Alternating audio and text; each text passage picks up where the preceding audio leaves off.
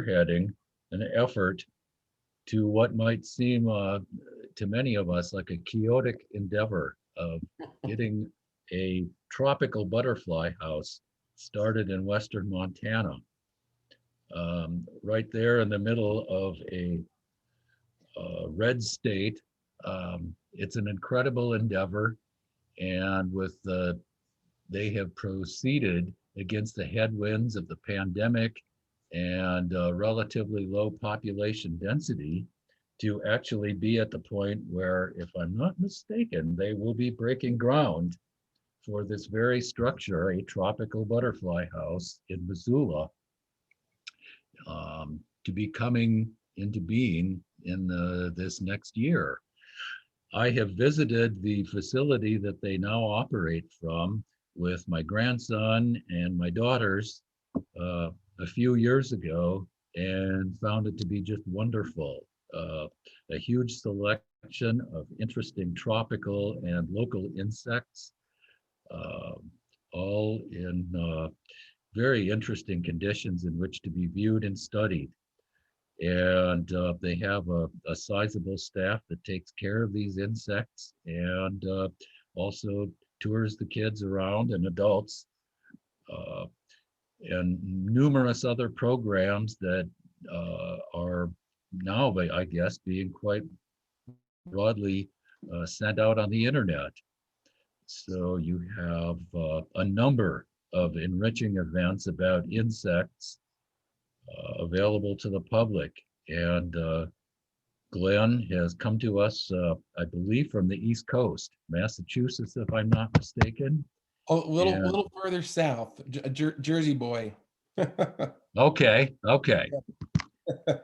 So anyway, I'm just here to congratulate you and your staff about the magnificent job of fundraising and organizing and program development that you've done, that you're reaching just the cusp of actually breaking ground. So on that note, I'd like to have us give a big hand to our guest tonight, Glenn Marangelo. All right. Thanks so much, John. I appreciate it. And I don't, it has been a while since we first met. So it's you've been aware of this for a while yourself. I will go ahead and looks like I can share my screen so I can get the PowerPoint up. And we will start things going. All right. It always takes a little while just to come up. When my screen goes blank and black, I always get nervous, but it'll come up. There we go. All right, and hopefully everyone can see that full screen. And so as John introduced, I'm Glenn Marangelo, and I am the development director and one of the founders of the Missoula Butterfly House and Insectarium. And I'm really happy to make this presentation tonight. It's been a good focus back on insects. We've been so busy with other things. It's been really kind of a lot of fun to get dive back into the insect observation side of things a little bit more.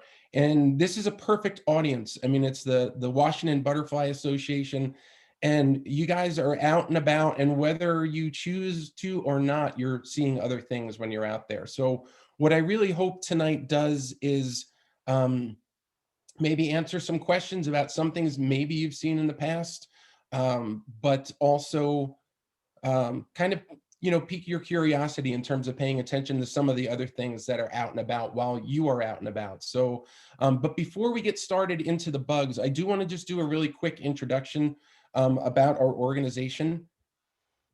And so we actually started, Jen Marangelo was our founder, and as you might guess, with the same last name, not quite as common as Smith. We are, Jen's my lovely wife, and she's the one that came up with this idea back in probably about 2005. Jen, in order to really move this forward, wanted to go back and got a master's degree in museum exhibit design and curriculum development. And shortly after she graduated, we had started the organization. And then, of course, as her loving and supportive husband, who far surpassed her on the bug geek level, I was been involved with this since day one. And this has been both our professions. I've been the development director now for the past 5 years or so. So our mission is to inspire an appreciation and understanding of insects and their relatives. And again, I mentioned Jen finished her degree. We started the organization in 2009. And as with anything that starts with $0 in the bank, a nonprofit organization, it was all volunteer for the first 3 or 4 years or so. And we pretty much went everywhere we could in Missoula that you could set up a table and we can set up terrariums and talk to people about some of the amazing animals that we had as part of our live growing collection. And then all the time really trying to kind of plant that seed for the vision we had of building a tropical butterfly house and an insect museum sometime down the road. We eventually grew enough as an organization that by 2015, we opened the Missoula Insectarium where John had visited. And this may come as news to John, but we actually, well, I'll get to that. We needed to close the facility, but we ran it for about 4.5 years, and it was in downtown Missoula. And we had at any given day, at least 20 species on exhibit. We had a host of other species in our lab that were used for specific education programs. And the one thing that was a big game changer was now we had a classroom that we had schools come to us for field trips and programming. So it really started to establish us and get our, the word out there about what we wanted to do and who we were in the community. And of course, on the back burner is always that desire for a larger space and reaching for that dream that really started the organization. Just a quick example of some of the species that we have and have had on exhibit. Giant African millipedes. We've got, I think, 5 different types of walking sticks. This is an Australian walking stick. A frog-legged leaf beetle, which is just incredibly beautiful.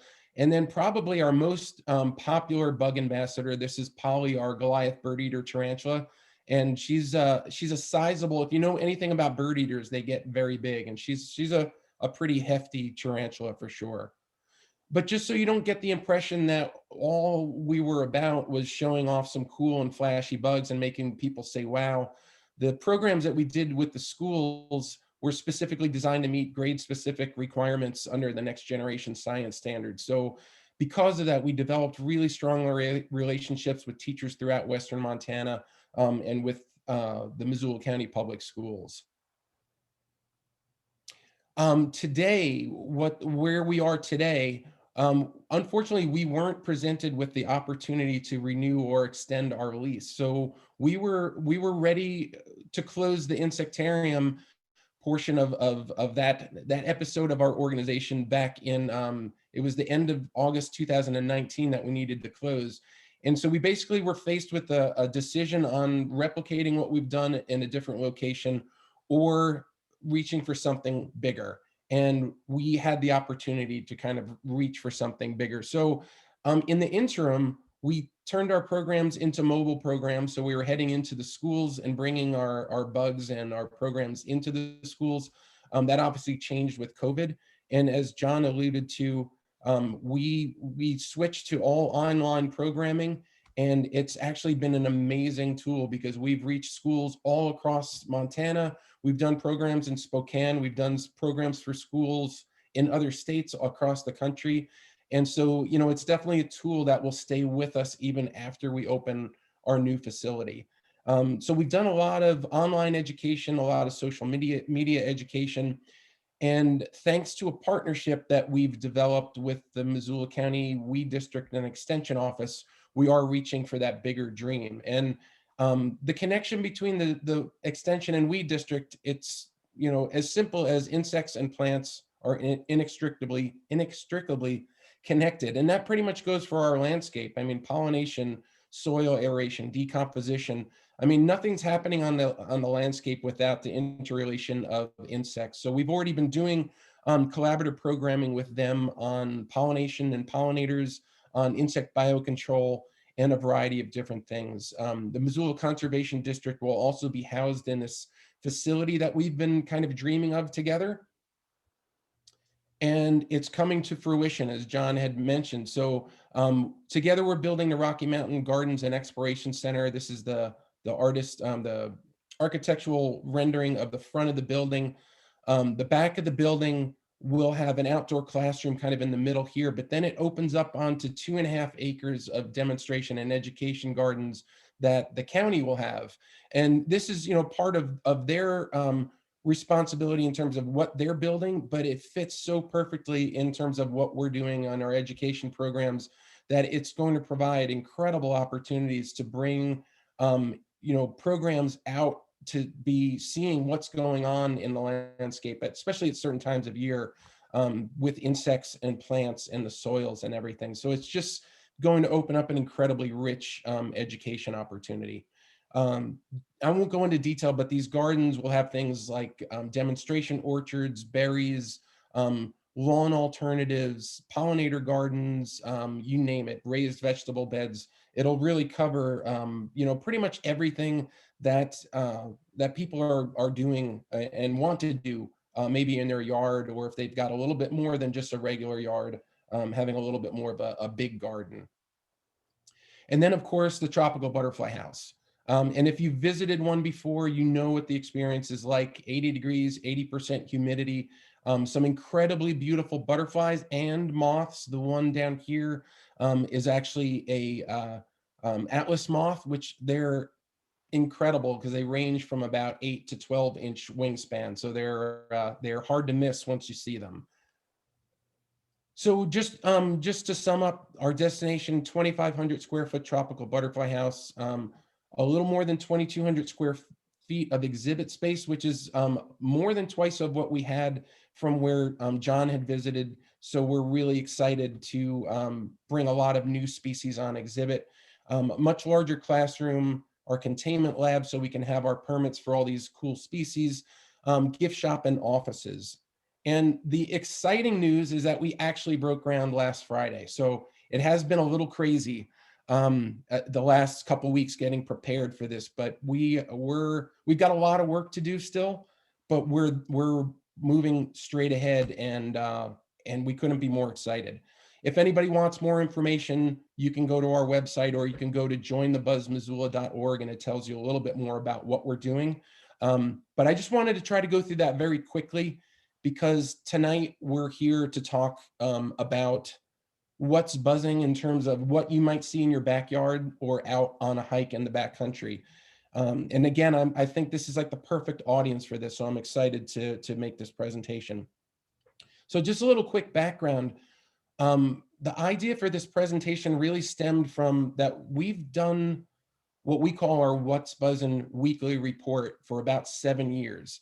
So it's generally from April, maybe even a little earlier than April, but basically when insect activity picks up in the early spring, late winter, to when insect activity pretty much, shuts down for the year. And it really is a weekly snapshot, literally, of pictures and descriptions of the species of what is out and about at that moment. And it's really gained popularity because it answers questions for people on things that they've seen and they weren't sure what it was.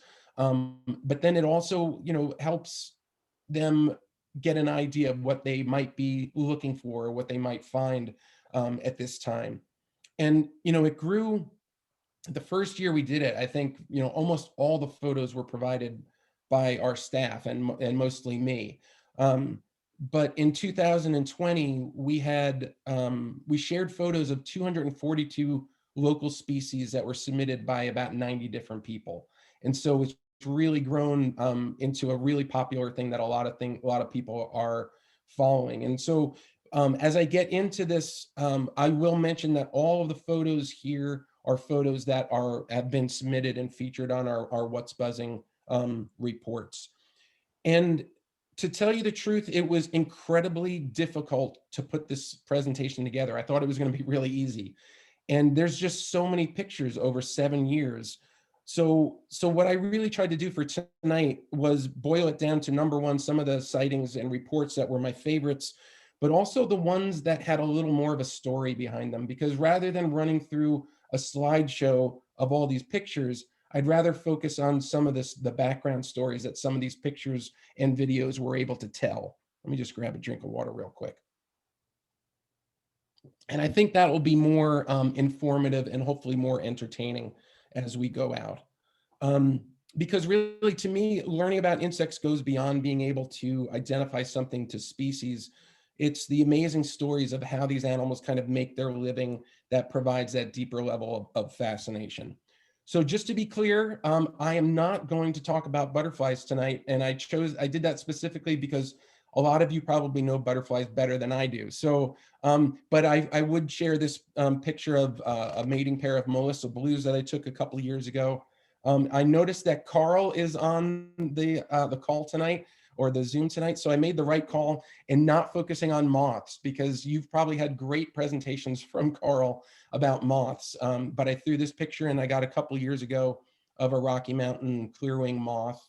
And so no butterflies, no moths, but plenty of photos like this. And I don't know if Christy's on the Zoom right now. She was going to join us tonight, but Christy's taken a lot of fantastic photos, including this one of this ponderosa pine bark borer. Just a really unique species that I have not seen yet.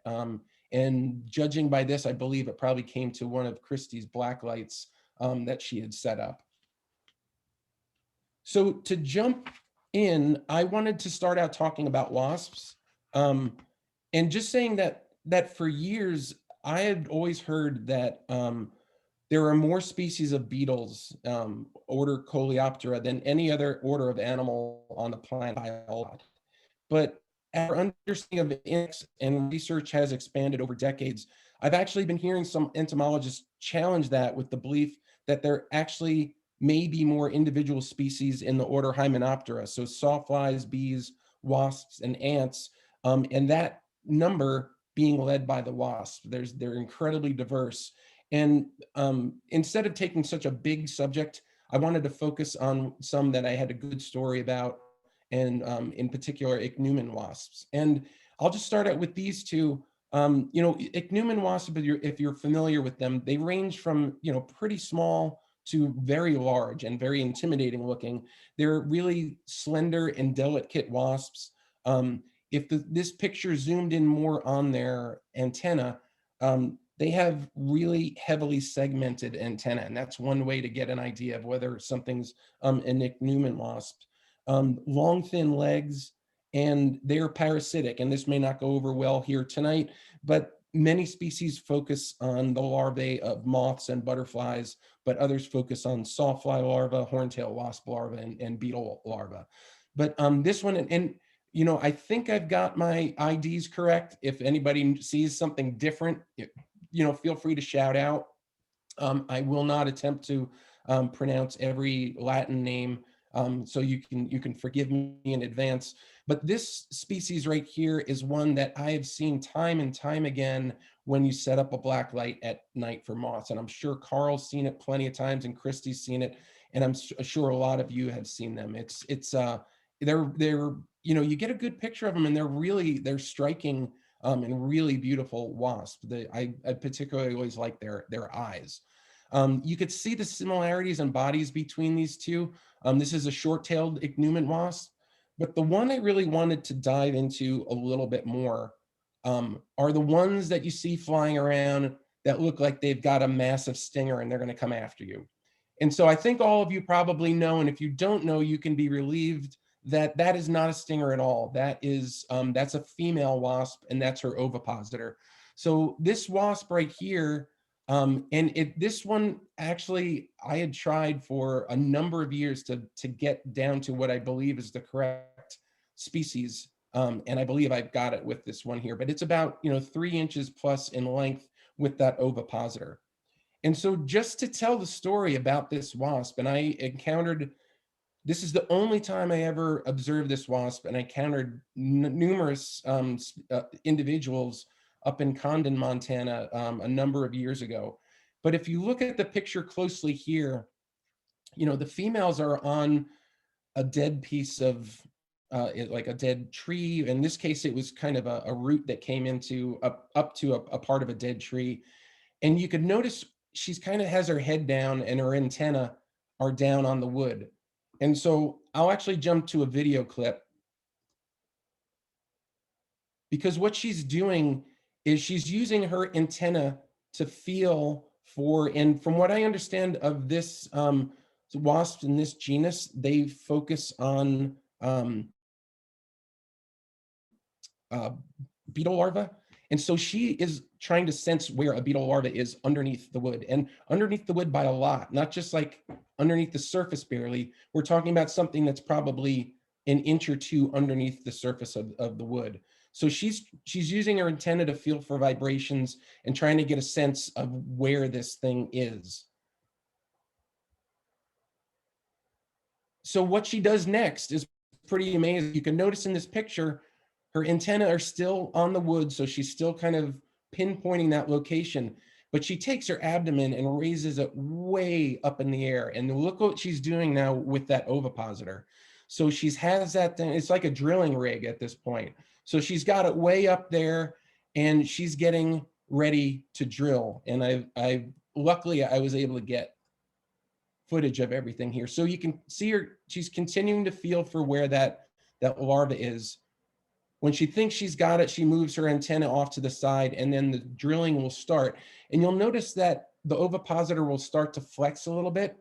And what you'll see in a minute is that the ovipositor is actually very thin. There's a protective sheath that kind of covers the ovipositor, which is going to pop up in just a couple seconds. And then it will reveal the ovipositor itself, which is really thin. And so what she's doing here and how these wasps drill is that ovipositor consists basically of two blades that work together. So one will drill down while the other kind of holds the bit in place. And then the blade switch rolls where the other one will hold and the other one will drill down deeper. And it's a really efficient way for her to be able to drill down into the wood, because she's not just pushing it, she's really drilling. And it leaves an incredibly small hole, but she's drilling down to try to get to that beetle larva that's underneath the wood.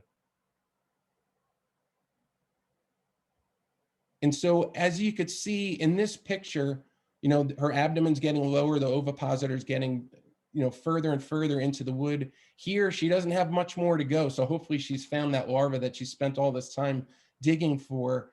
And she's got her ovipositor way down. And when she'll go ahead, she'll lay one egg on that larva when she gets to it, and then withdraw her ovipositor, and then the whole process will start again. She'll look for another one and start that drilling process over.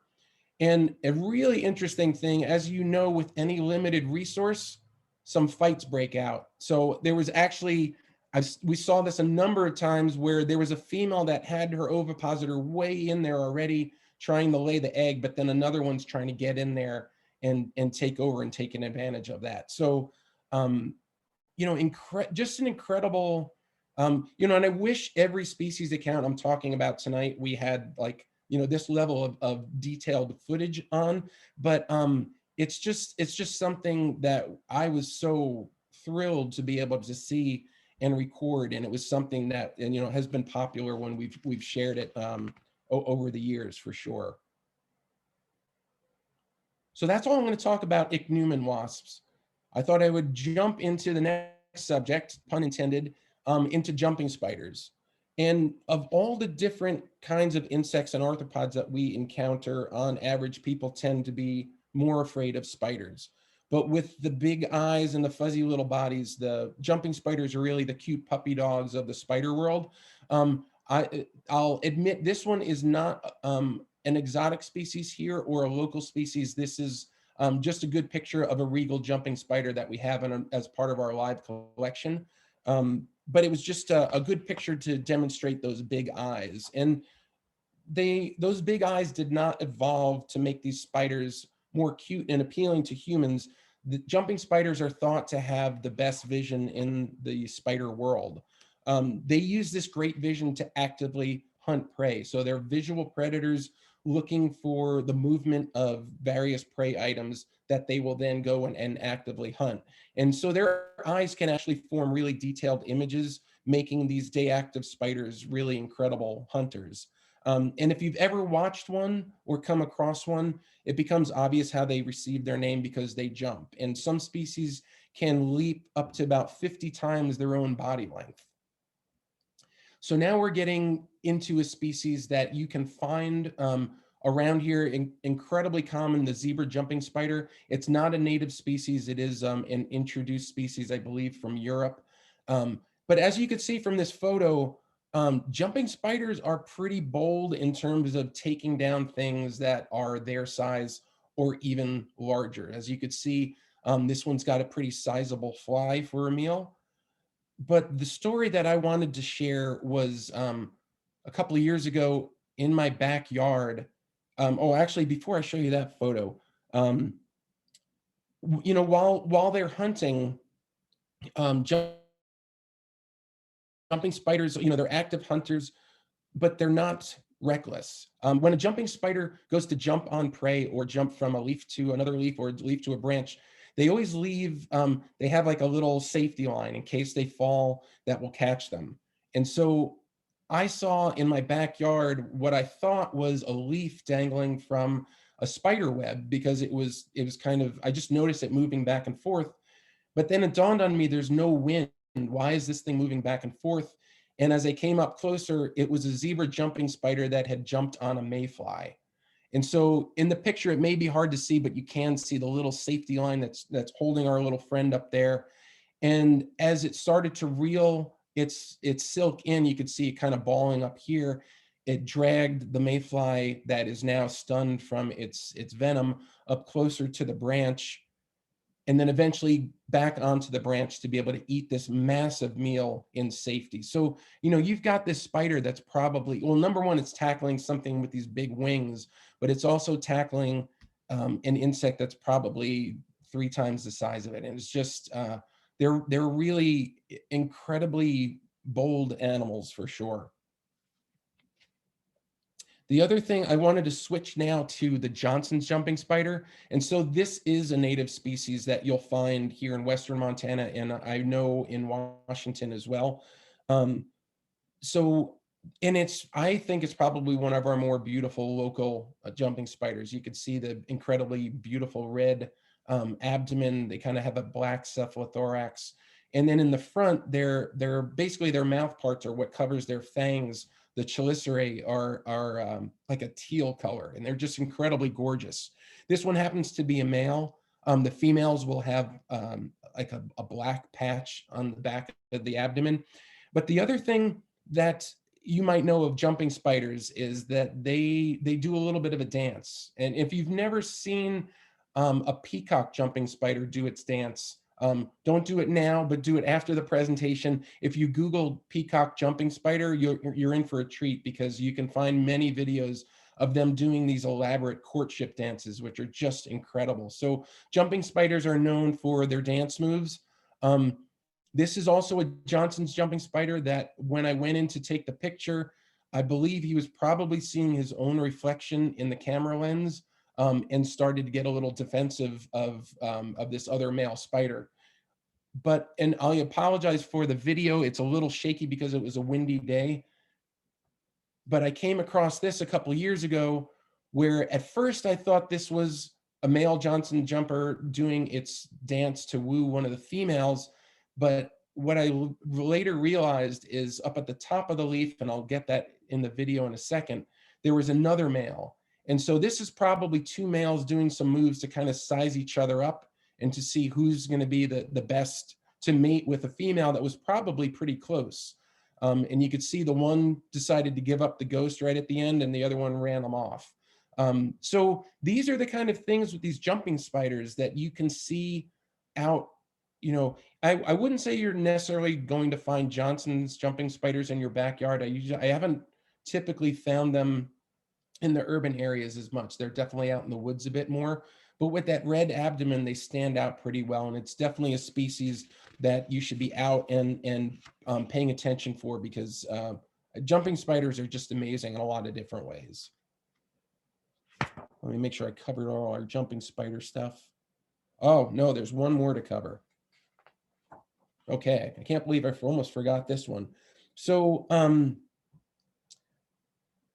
The one thing about jumping spiders we've talked about, they've got incredible eyesight. And so they're visual hunters going after, prey that's generally moving. But this was back on April 2nd, a couple of years ago. I'm in the habit, as probably a lot of you are, to leave a porch light on. And it may not be setting up a black light every night, but at least I leave my porch light on. And the first thing I do in the morning is go to check to see what may have showed up overnight. And that morning, I opened the door to see this gray swordgrass moth, and Carl can correct me if I'm wrong, but I think I've got that one right. But it also had a couple clusters of eggs, and I can't say for sure that this moth was responsible for laying those eggs, but it's definitely a pretty good coincidence, because neither of them were there the evening before. But the next day, or next 2 days, so on April 4th, I noticed this little jumping spider, so Pellegrina annuola, coming up to inspect the eggs, and I really wasn't sure what it was doing, so I just took a photo. I went out over a period of 4 hours to check on its progress and what it was doing, and this little jumping spider ate about 10 of the 35 eggs in this cluster, and you could see the eggs in the background here of the ones that it had already consumed. And so it's called oophagy, or egg eating, and jumping spiders have been known to do it, and particularly I think this species has been documented doing it before, but it hasn't been commonly documented. And so this was just something I would have never imagined, because jumping spiders have great eyesight. They kind of react to things moving, and in terms of their hunting, and it makes you wonder why it knew to go after eggs as a really good and easy food source. Was it sensing motion on inside the eggs, or it's just another amazing thing that jumping spiders do that you may not think about right off the bat. Okay. Well, and this is a fun one too. So ants herding aphids. So if I'm sure you've probably noticed this before, but a lot of times if it's on a leaf or on a grass stem or some kind of branch, you may come across a bunch of aphids, and there's very good chances there's one or multiple ants that are there. And you, at first, if you don't know the relationship, you might be thinking the ants are making meals of aphids. What the ants are actually doing are defending their little herd, because aphids are sap-sucking insects, and since they're bringing a lot of fluid in, they're excreting a lot of fluid as well, and their excretions are sugary and sweet to the ants, and they call it honeydew. So ants really love it, and so they actually kind of protect their little herd of aphids from uh, ladybugs or other things that would come and try to eat the aphids. So it's this interesting relationship that they've developed.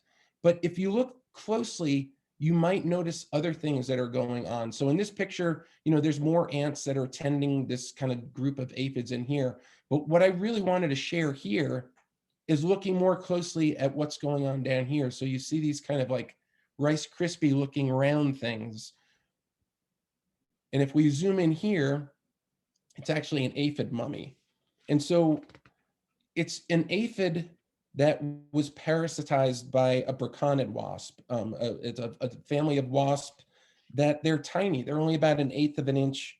The female wasp will attack aphids by injecting an egg inside the living aphid. And so when the egg hatches, the aphid serves as a living food source for the growing wasp larva, slowly consuming the insides and eventually killing the aphid. It's called an endoparasite, consuming its prey from the inside. So the wasp will eventually pupate inside this aphid mummy. And if you could see the line right here, they'll kind of chew a semicircle in the back end and push their way out. So this one's empty.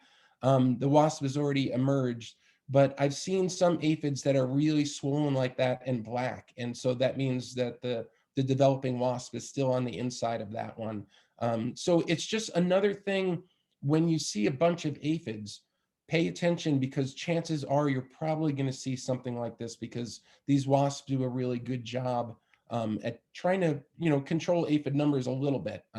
So aphids are really successful in their reproduction, so it's hard to control their numbers when they're really doing their thing. But braconid wasps are one that we can thank for kind of keeping the numbers in check a little bit. So again, another example of a little more to the story. And so I said I was not going to focus on butterflies, and it might look like I'm going to right now, but I'm really not. So a couple of years ago, we were on a hike in the Big Hole in Montana, and I was thrilled to come across the first Judah Arctic butterfly that I've ever seen. I always wanted to see one. It appeared to be happily nectaring from some flowers, but it was not fluttering its wings, and it seemed to just be dangling there. So on closer inspection, and this is not the clearest picture, but you could see our little friend here, the goldenrod crab spider. And so if you've ever seen goldenrod crab spiders, usually when I find them, it's because I find a bee or bumblebee, or in this case, a butterfly that's just kind of dangling from a flower, because these spiders blend in so incredibly well with their background. And you can see this one is white, and when it's up into the flowers, it really just blends in amazingly. The incredible thing about goldenrod crab spiders is, depending on where they're hunting and what the color background is on these flowers, they can change from yellow to white or white to yellow. And so how they do this is that the goldenrod crab spider can secrete a liquid yellow pigment into the outer cells of its body. So if it's white, it can change to yellow in taking about 10 days for a really complete color change if they're hunting on yellow flowers. If a white background is going to be more beneficial as the spider moves on, that yellow pigment is just simply excreted, and it'll turn the spider from yellow to white in as little as 6 days. And then again, like, here's a picture of this goldenrod crab spider right here.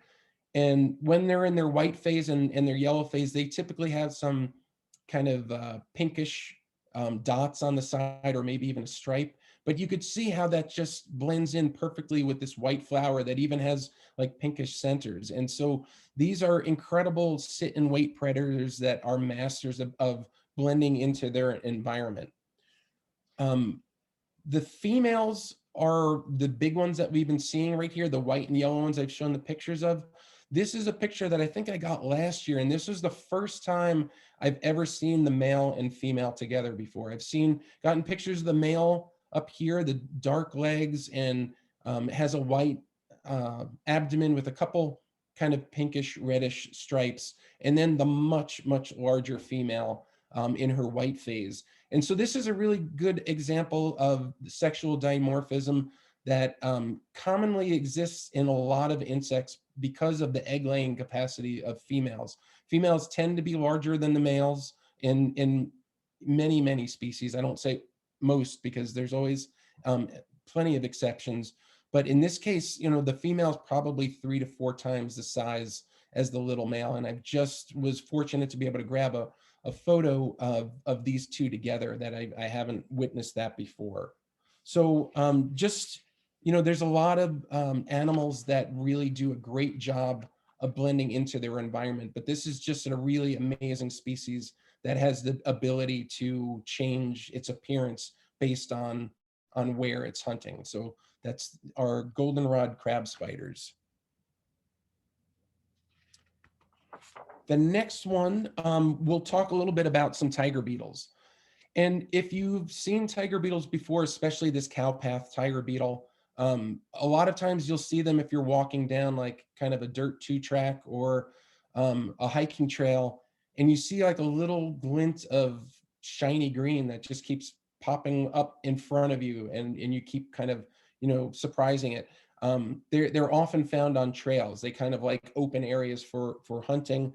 But tiger beetles, imagine if a grizzly bear could run 135 miles per hour.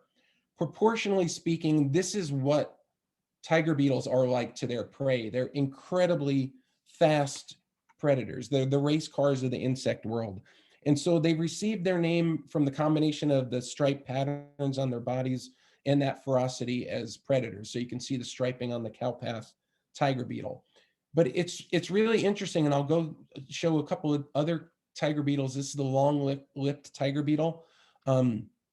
There's a downside to having that speed. So you could see here that they've got, pretty large eyes, but from what I understand, I don't know how great their eyesight is, but when tiger beetles, and I'm not going to say this is with every species of tiger beetle, but have been observed pursuing prey in kind of a run, stop motion.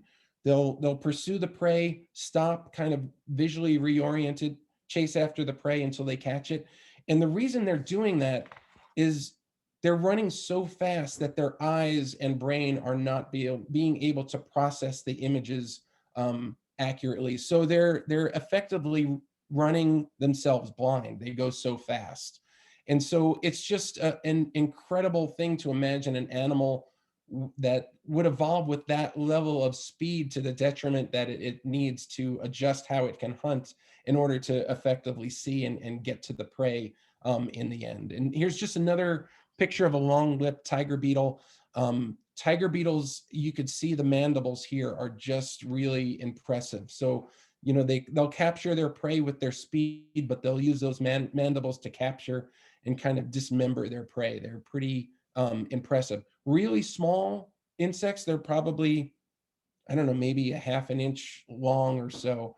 Big long legs, but very skittish and not always easy to get a good picture of. So it's something that if you're just patient and approach extremely slowly, you might be able to capture some good images. This is an oblique line tiger beetle.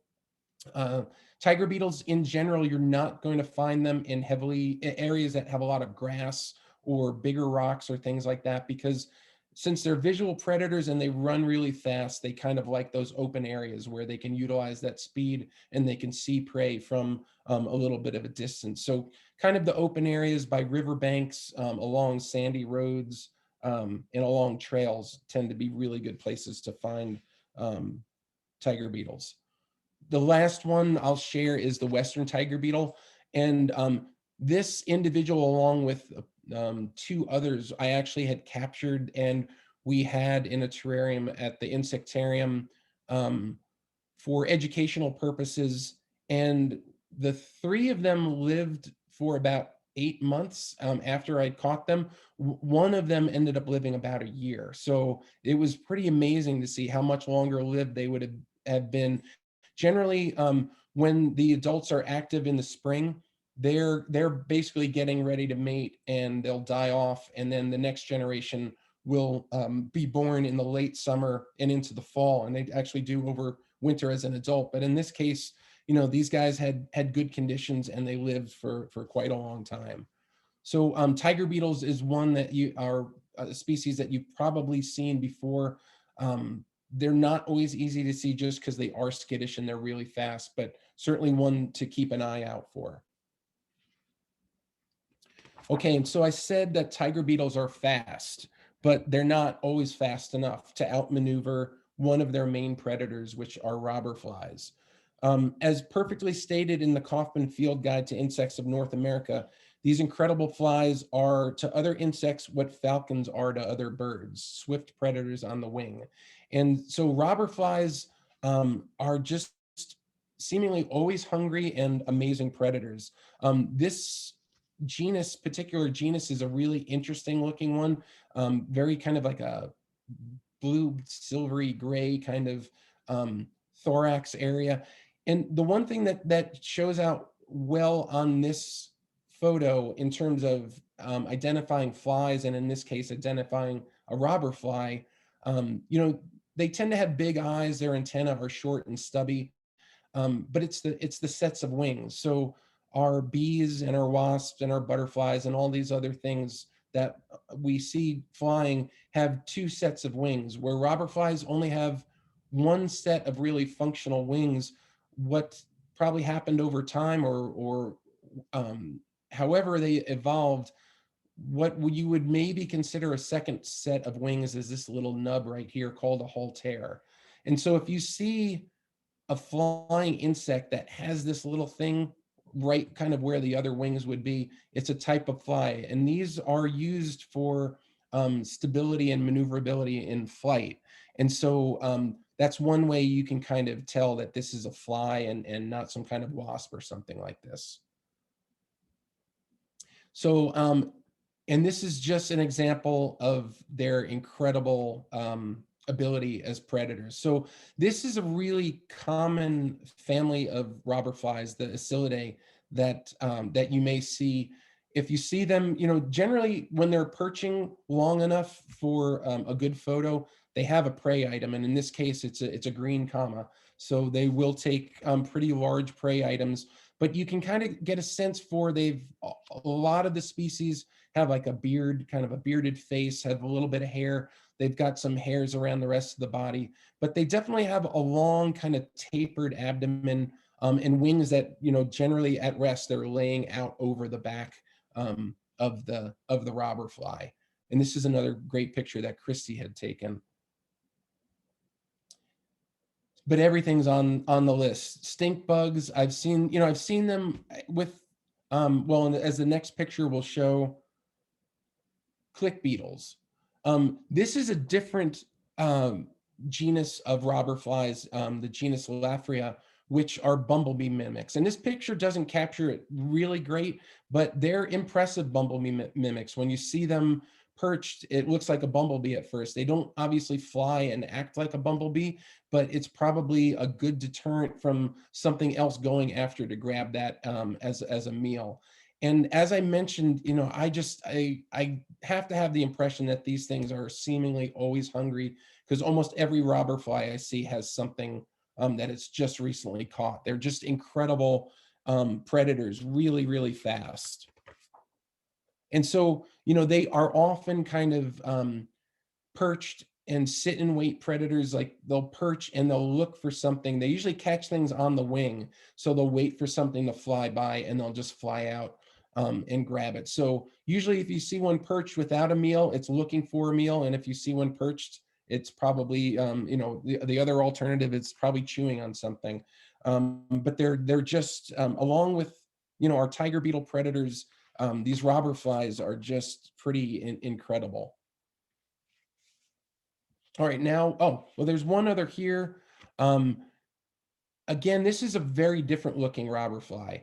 So there's a lot of wasps that kind of have that similar kind of color to their wings, and they might lay them over their back just like that. But you could tell it's not a wasp from the eyes and also the short antenna and the mouth part. But if you're in doubt and you get a picture, again, you could see that hall tear right there. So a wasp or something like that is not going to have the hall tear. So you can get an idea that this is a fly for sure. And it took me just a little bit to find out that it was indeed a robber fly. But I think I've only seen a few that have this similar appearance. So I don't think they're quite as common, at least here in Western Montana.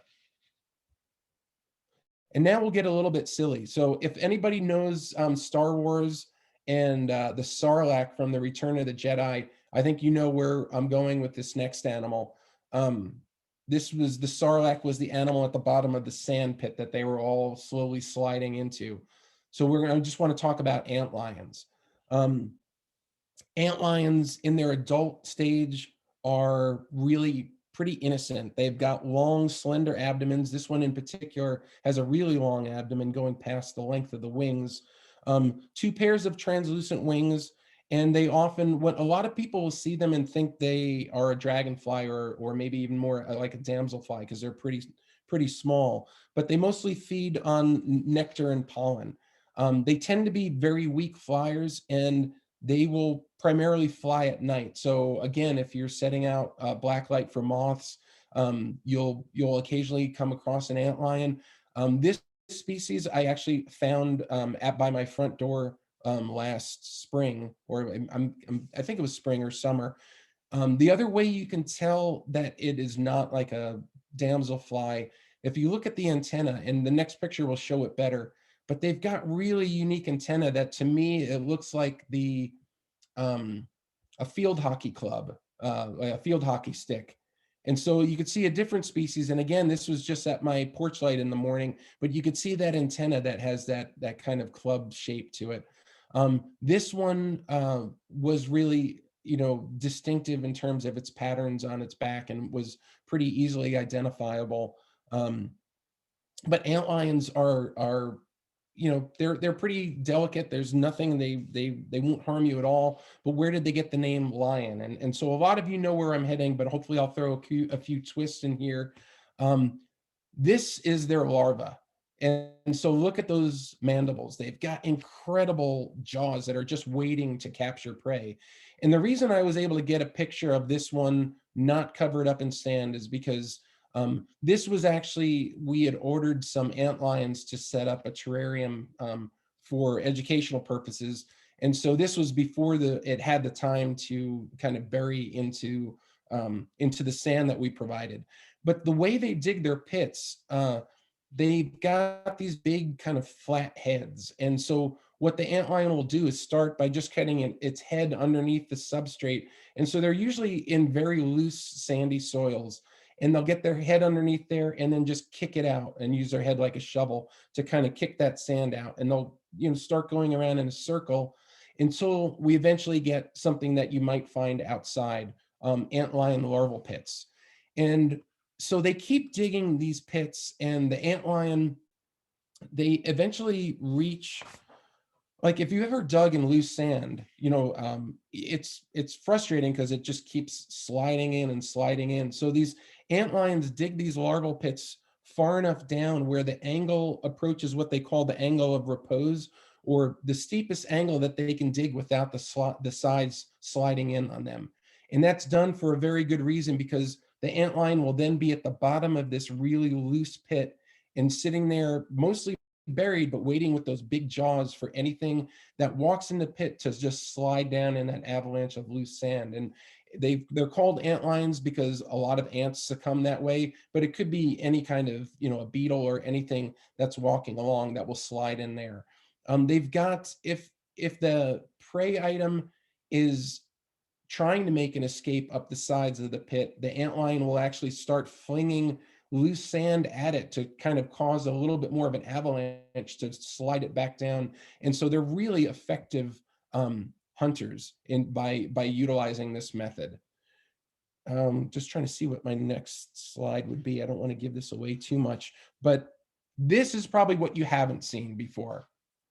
So they'll be out in the wild, but because we had a terrarium full of antlions, when the larvae pupate, they form like this pupal ball underground, and you could see the exoskeleton of what emerged when the antlion adult came out, and it just looked incredibly alien. And so we had about 10 of these little pupal balls, which I never knew about this stage and what this would be until we had that terrarium, and then I was cleaning out the cage after all the adults had emerged. So this was just a really kind of a neat bonus to see this stage of the antlion development that you typically don't get to see or really notice. So that's just kind of an interesting insight.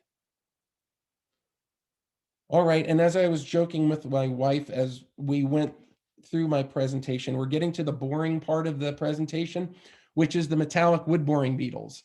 And so the story behind these next couple of slides, 2007 was a big fire year here in Western Montana, particularly in the Seeley Lake area. In 2018, we hiked in through the area that had burned, and in addition to seeing things like black-backed woodpeckers and some of those birds that come into those areas, we saw a lot of metallic wood boring beetles. And so these beetles will come into burned areas because they're not the kind of beetles that affect live and healthy trees. They look for dead and or dying trees. And we were able to see a number of species. This one, Bupressis lyrata, was not the most shiny one. It had kind of like a coating of hairs on it, so it kind of dulled down its shiny color. But the way I was able to identify this one is by these orange spots by the eyes and sort of on the side of its head. Otherwise, it wasn't super descriptive in terms of having a lot of coloration or patterning like the other species that we encountered. And so this one is one that I tend to encounter the most of all the wood borers, the Western sculptured pine borer. And you've probably seen this one before. I think it's got just an incredibly beautiful pattern and texture to the body. As with so many other things in the insect world, like not that long ago, this species was actually split out from its relative in the east. They were, at one point considered the same species, but further studies show that they were actually two different species. So now it's the Western sculptured pine borer, and I'm assuming the other name is the Eastern sculptured pine borer, the one in the east. But this is one that you can really is more commonly seen. The one I'm more excited to share and I've saved for last is the golden buprested. And I've only seen these a couple times, 2 or 3 times myself, but of the ones that we typically see here in Western Montana, this is one of the shinier ones. So you can see that, incredibly metallic green with blue highlights, with also the coppery gold edges to the elytra, and is just an incredibly beautiful beetle. But there's a really interesting story about these golden buprestids, and I've only heard this with the golden buprestid before. So all of these wood borers that we were just talking about, they'll lay their eggs in dead or dying trees, and the larva will take generally 2 to 4 years to develop, and the next generation of adults would emerge. Sometimes, and this has been demonstrated with the golden buprestid, that the tree that the larvae are living in is harvested and milled for lumber. And in that case, you would think that it would just kill the larvae, but they're actually able to survive as long as they're not, cut in the process, if they're in the thick part of the wood that's being milled. And it slows their development way, way down to the point where their development can take 20 to 40 years. And they've been documented emerging from furniture, wood paneling, cutting boards. So if you all of a sudden find one of these in your house, there's a chance that you've got a piece of furniture or something that now has a nice fresh hole in it because you had a golden buprestid living there for, probably 30 years, which is just an amazing thing to think that an insect can adapt to those adverse conditions, but still continue to develop. Okay, and since we're on beetles, I wanted to talk about blister beetles, because they're actually incredibly gorgeous beetles, but as the name suggests, they're one that would be better to observe and not hold, because if they're handled roughly or squeezed, they can actually emit a chemical that can blister your skin. So it's they've got a pretty potent defense. Most of the species that I've been aware of, like this one, the punctured blister beetle, feed on flower leaves.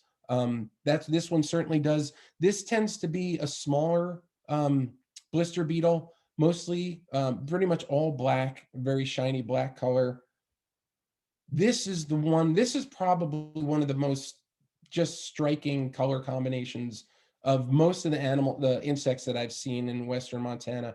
This is the Nuttall's blister beetle. So coming across something that's got a metallic purple back end and a metallic green head and thorax is just it certainly catches your eye for sure.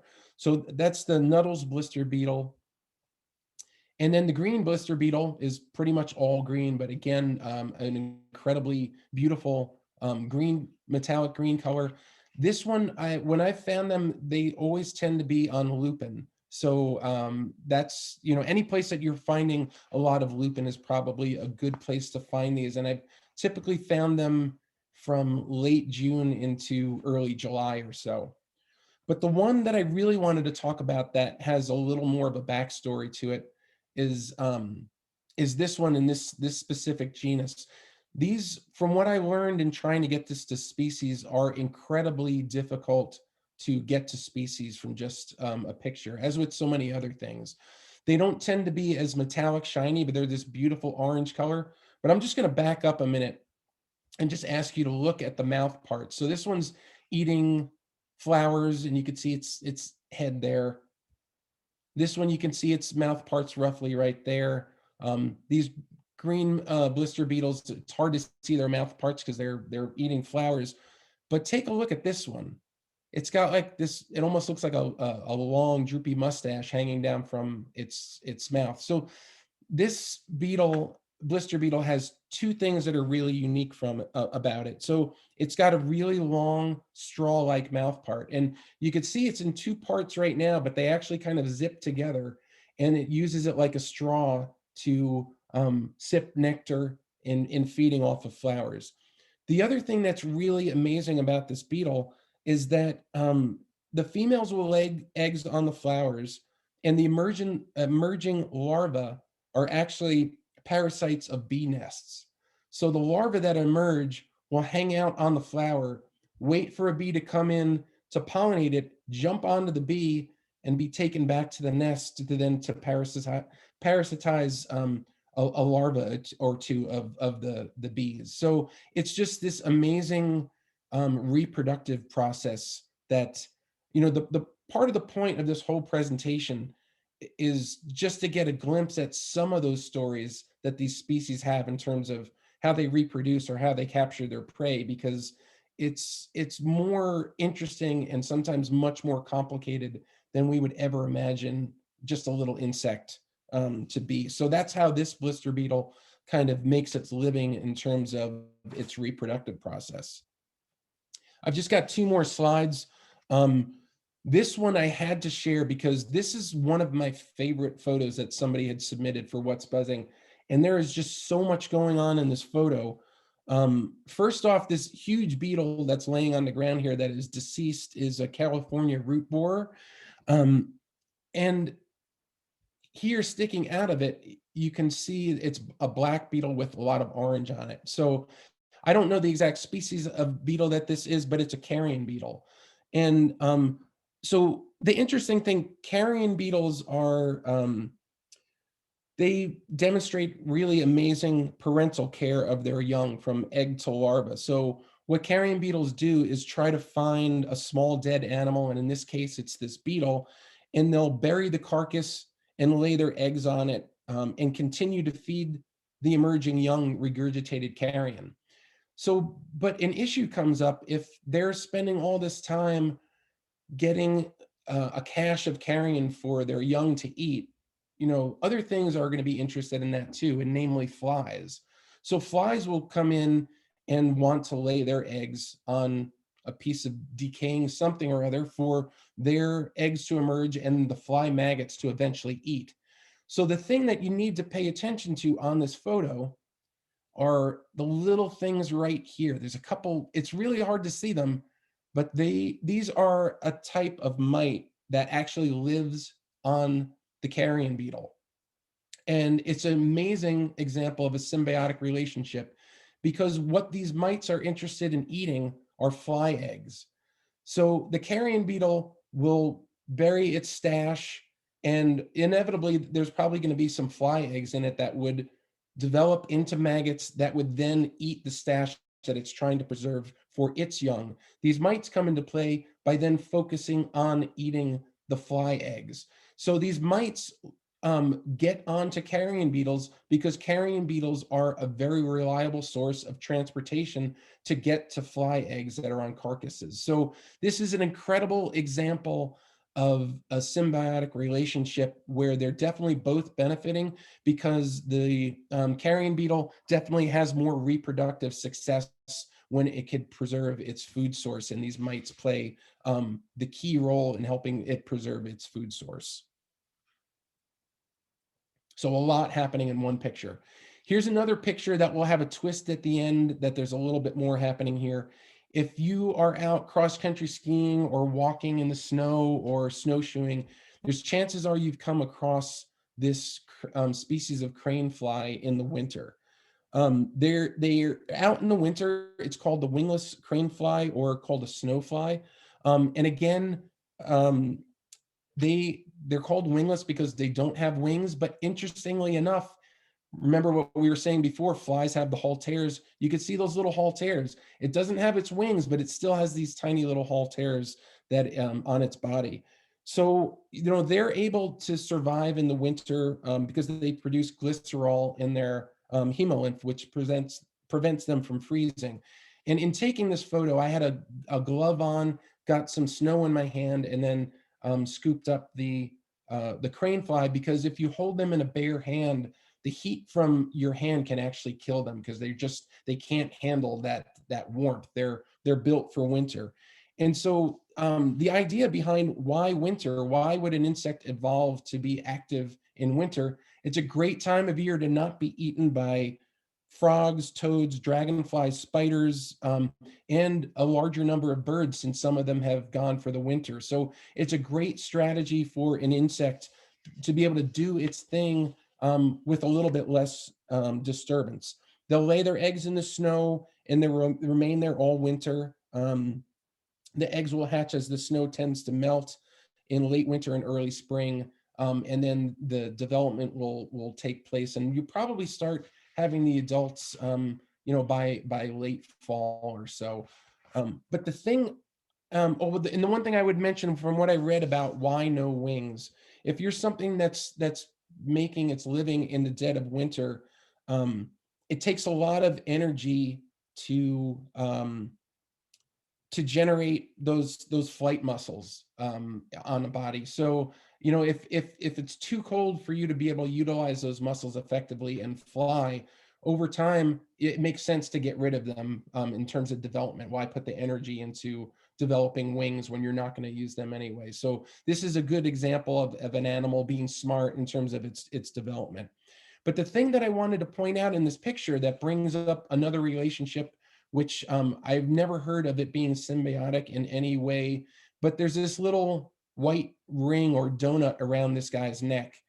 And so that is an egg capsule of nematodes, a parasitic roundworm that, just like we talked about with that carrion beetle, these nematodes are using the crane fly as a source of transportation, because the nematodes are parasites of rodents, and the snow flies can often be found sheltering in rodent nests underneath the snow. So it's another example of something, having this relationship with an insect, which, I haven't heard of anything that it causes a detriment to the crane flies.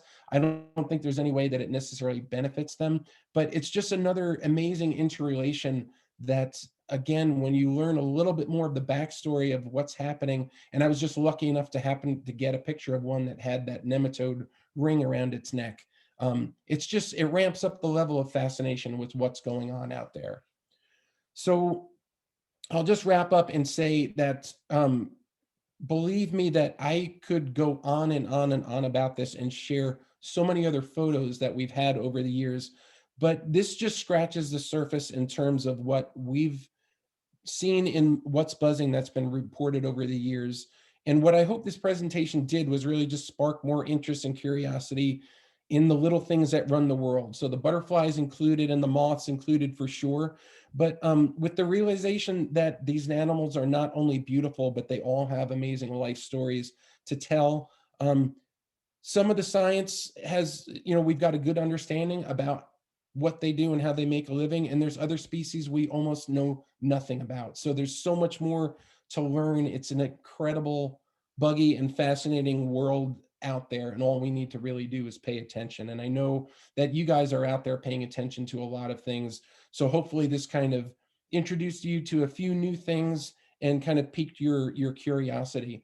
And with that, I'll just say thanks so much for inviting me this evening. Then I'd be happy to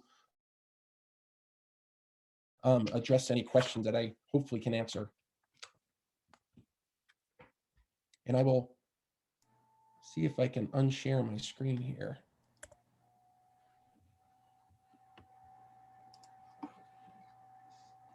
Unshare. Okay, good. Okay, it's an open season. Is it open season? Yeah, I can talk. I can ask you a question. Hey, Glenn, that was great. I really liked everything about that presentation, but I really, really liked the female aggression of those ichneumonids and you capturing it. That was fantastic. Yeah, it was. I mean, and I have never seen that species another time, so it was really a pretty special encounter. I just wanted to ask what sort of photo gear you carry with you. You know, and I know like I don't know if Christy's on the call here, but I know some folks that take amazing pictures and have really good cameras. But all I've ever used, and I put it here on the side just in case. I've got this little Lumix Panasonic point and shoot, and it's got a great macro feature. And the reason that I just use something simple like this, I mean, you're not going to get the higher quality photos because if you're using the flash, you're going to get the glare from the flash, and it's not always great for all conditions.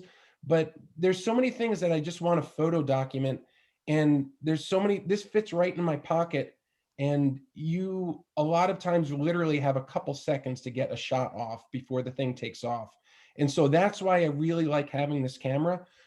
Certainly when you get more cooperative subjects, or if you can capture them and maybe chill them down so they're not so active, and then put them out to be able to get them when they're not running around. You can certainly get better photos, but this has worked so well for me just because of its simplicity and how quick it is just to take it out and take a picture. Nice work. They're very sharp. May I ask a question? Sure. Okay, I always want to know what the plant is that they are on. And I don't want you to go back over each one, but I just would encourage you to share some of the wildflowers that they like to be on.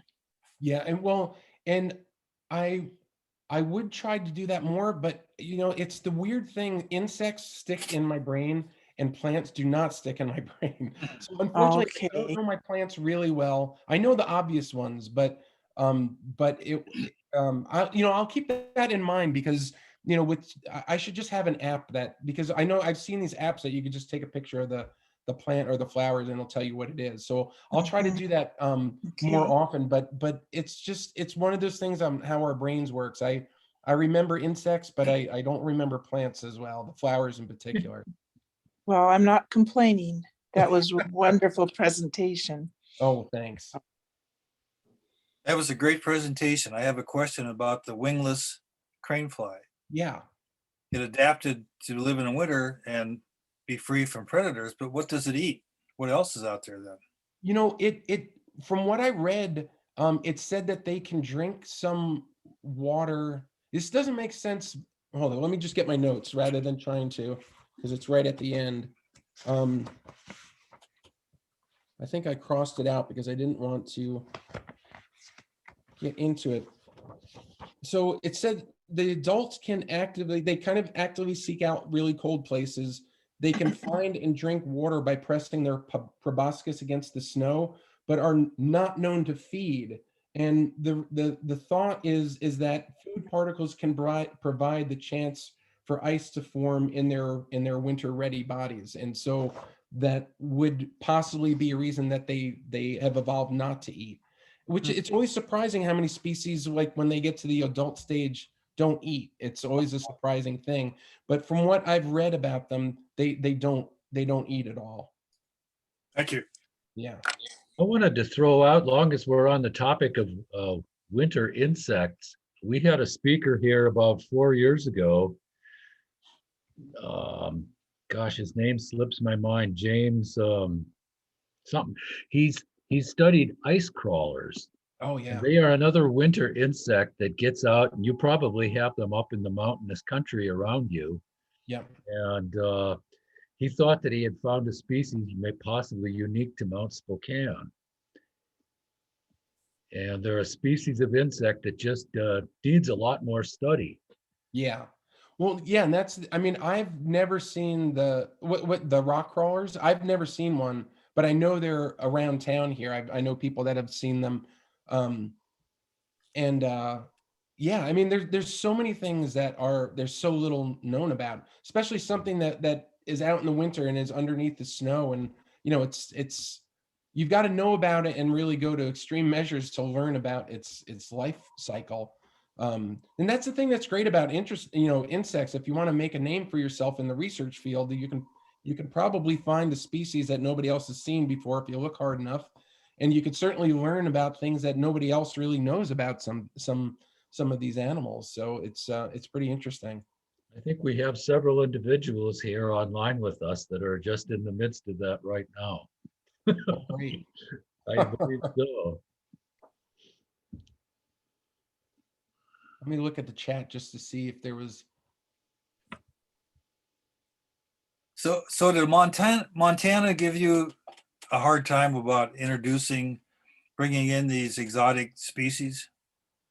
No, well, so when and what we'll need to do in our new facility and what we needed to do with the Insectarium is build a containment lab. So the USDA has to inspect it and approve it, and there's all sorts of things that we need to do to provide assurance that what we bring in doesn't get out. So we had to go through all those hoops to make sure that we could have these exotic species. But on the other hand, we're in Montana and these tropical things are not going to survive anyway. But we still have to, do the same things that a facility down in Florida or California or Texas or, Louisiana would need to do, where if anything got out there, it's definitely more of a possibility of it getting established. And interestingly enough, we had like medically, or we still have medically significant tarantulas and centipedes and all these things that you don't want to be stung by or bitten by. And those are not the things that are permitted. All the things they want to permit are like the walking sticks and certain beetles that are all vegetation eaters, because if those got out and were able to establish, those are the things that can cause problems to crops and to our native vegetation. And so those are the things that they're the most concerned about. We have problems, covering the our inspection to become a USDA facility, and we'll have to go through the same thing in the new place. Thank you. Yeah.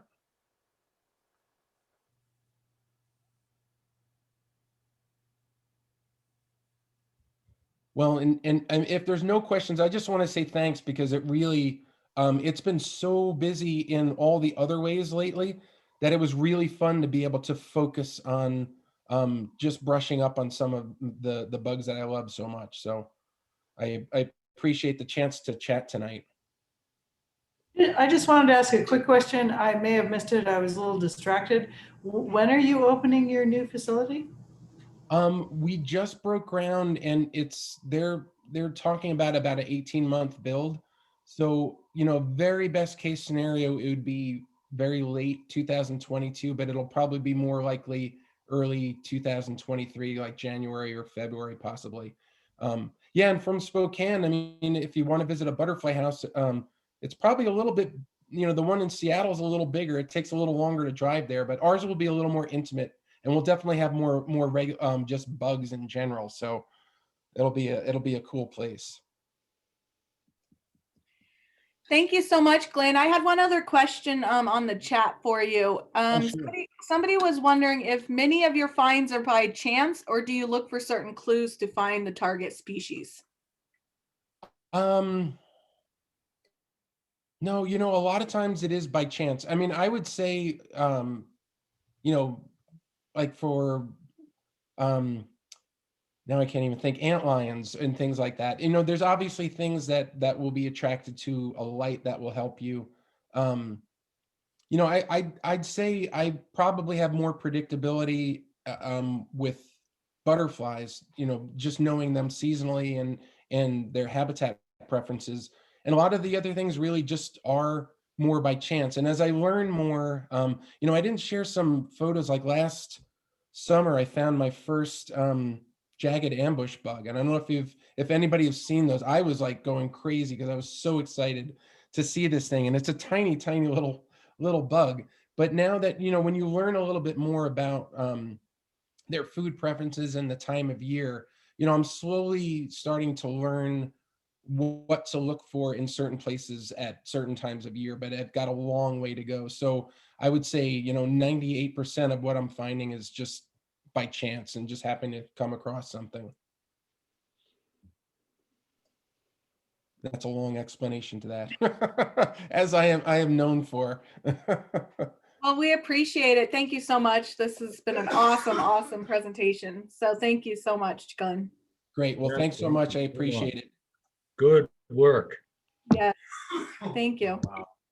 Glenn, over there in Montana, do you happen to know a gentleman named Steve Kohler?